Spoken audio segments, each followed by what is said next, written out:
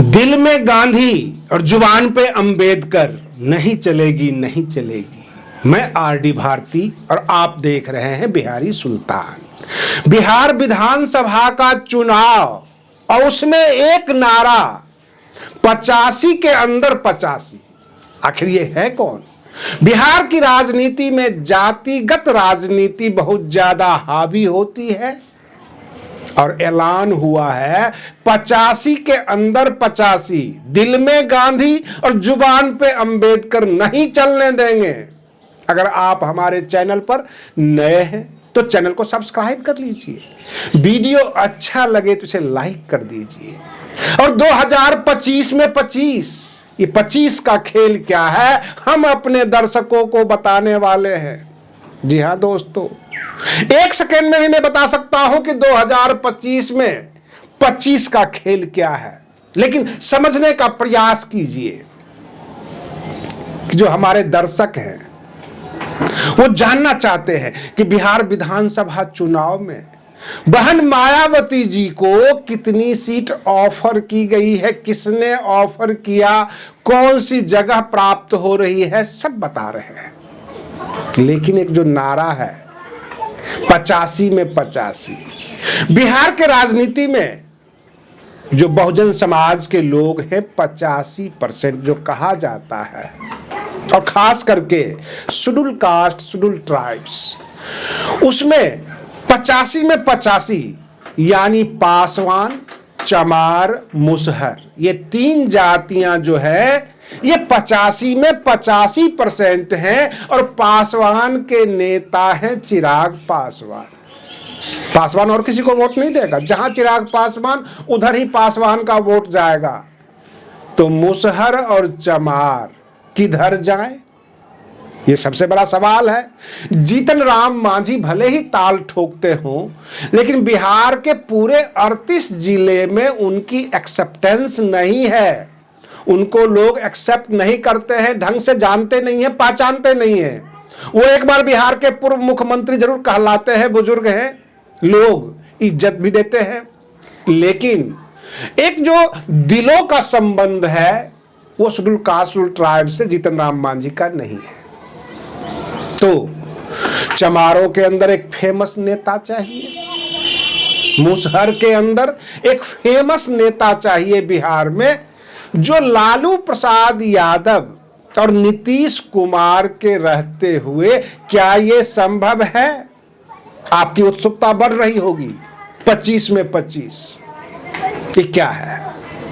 तो मैं आपको बताने वाला हूं कि बिहार की राजनीति में जब सीटों का बंटवारा होता है तो थोड़ा सा मैं आपको पीछे ले जाता हूं। 2019 में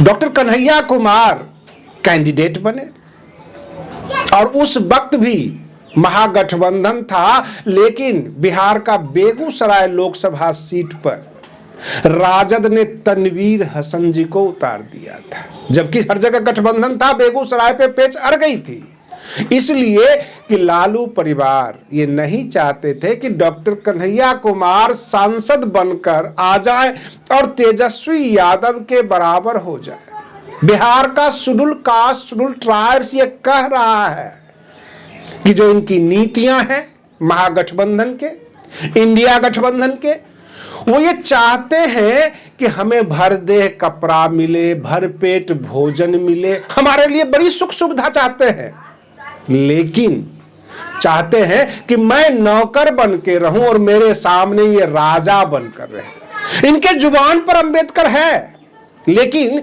इनके दिलों में गांधी बसता है। ये गांधीवादी हैं, जुबान पे कुछ और दिल में कुछ।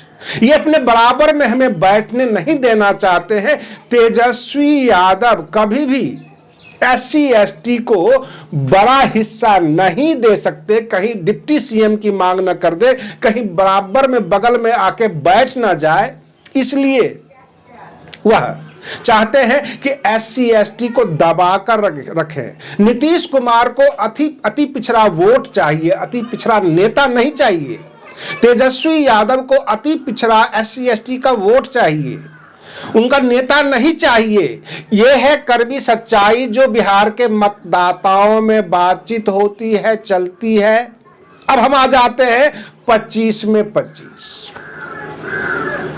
तो 2025 का बिहार विधानसभा का चुनाव और महागठबंधन ने मूड बनाया है कि बहन मायावती जी को 25 सीटें दिया जाए बिहार विधानसभा में, यानी 243 वाली जो असेंबली है उसमें 25 सीट बसपा को भी दिया जाए। और एक बात बता दूं, बिहार में जितनी ताकत कांग्रेस को है उससे कहीं ज्यादा ताकत बहुजन समाज पार्टी को है। वो भी राष्ट्रीय पार्टी, ये भी राष्ट्रीय पार्टी। बहुजन समाज के नेता ये कहते हैं अगर हमें 25 सीट मिल भी जाता है, बहन मायावती जी गठबंधन में आ भी जाती हैं, तो नो डाउट कि 8, 10, 12 जो है विधायक हम निकालने में कामयाब हो जाएंगे, असेंबली में पहुंच जाएंगे। लेकिन बाकी सीट पे हमारे कार्यकर्ता जो मेहनत कर रहे हैं वो मायूस हो जाएंगे, हमारा वोट प्रतिशत गिर जाएगा। सवाल ये उठता है कि अभी बहन मायावती जी को वोट प्रतिशत की चिंता होनी चाहिए अथवा सीटों की, ये हम अपने दर्शकों से जानना चाहते हैं। क्या बहन जी 25 सीट लेकर संतोष करें, गठबंधन में आए, अथवा 243 सीट पर बसपा अपना कैंडिडेट उतारे? बहुत सारी बातें होती है। कहा यह भी जाता है कि भाजपा 1980 के बाद 90 के दशक में 2 सीट पर चुनाव जीतती थी, लेकिन कैंडिडेट खड़ा करती थी प्रत्येक सीट पर, हर एक सीट पर खड़ा करती थी। इससे उनका वोट प्रतिशत बढ़ता गया। आज भाजपा का शासन है। हो सकता है कालांतर में, भविष्य में बसपा भी सेंट्रल में हो, केंद्र में हो, और बसपा का भी शासन हो। लेकिन फिलहाल जो स्थिति है, जो वोट प्रतिशत गिर रहा है और 2029 तक अगर इसी तरह से गिरता रह गया तो बहुजन समाज पार्टी को राष्ट्रीय पार्टी का दर्जा भी समाप्त हो सकता है, क्योंकि अभी समीक्षा नहीं हुई है। इसलिए एक तरफ तो गठबंधन जरूरी दिखाई देता है और दूसरी तरफ सभी सीटों पे कार्यकर्ताओं का मनोबल दिखाई देता है। लोगों का यह भी कहना है कि बसपा अगर गठबंधन में आएगी और कोई चमार का नेता पहुंच जाता है, 25 में 25 सीट जीतकर पहुंच जाता है, तो कल को बसपा डिप्टी सीएम की मांग कर देगी और बिहार में एक स्तंभ खड़ा हो जाएगा, एक पिलर खड़ा हो जाएगा, जो लालू प्रसाद यादव जी नहीं चाहते। और इसी नीति पर नीतीश कुमार और लालू परिवार दोनों चल रहे हैं। आज के लिए बस इतना ही। आप बने रहिए बिहारी सुल्तान चैनल पर। हम फिर मिलते हैं अगले वीडियो में। तब तक के लिए धन्यवाद।